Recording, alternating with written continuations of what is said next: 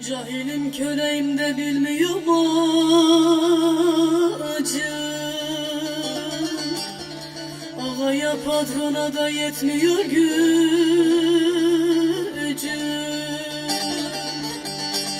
Çapa tarlasında doğuran bacım. İşte hayatımız böyle bir zindan, böyle bir zindan. Çapa tarlasında doğuran bacım.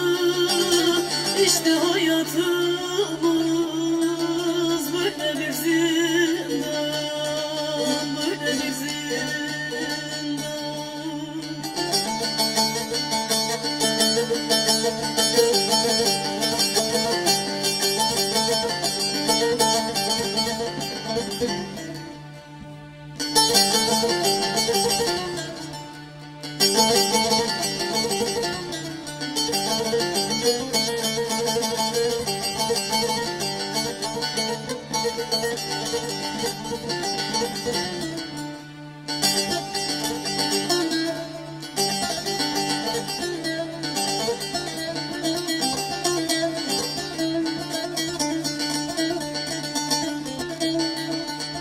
Kara saban elinde karnı açtır aklıyor.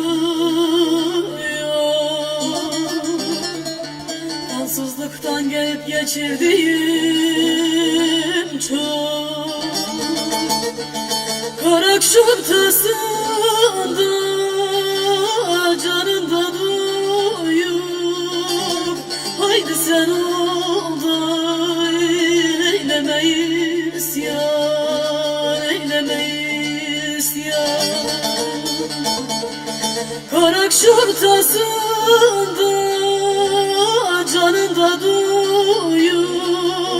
Haydi sen ol da eyleme isyan, eyleme isyan.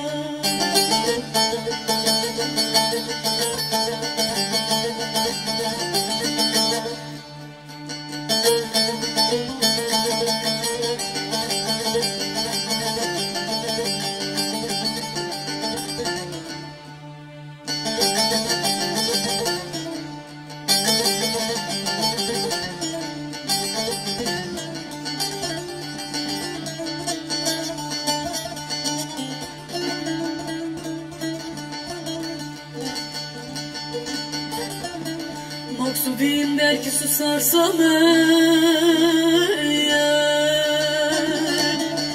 İşçi köylü hakkını yer patron muzaffer. Kurtuluş günleri yakındır zafer. İşçi köylüm uyan artık uykudan, artık uykudan.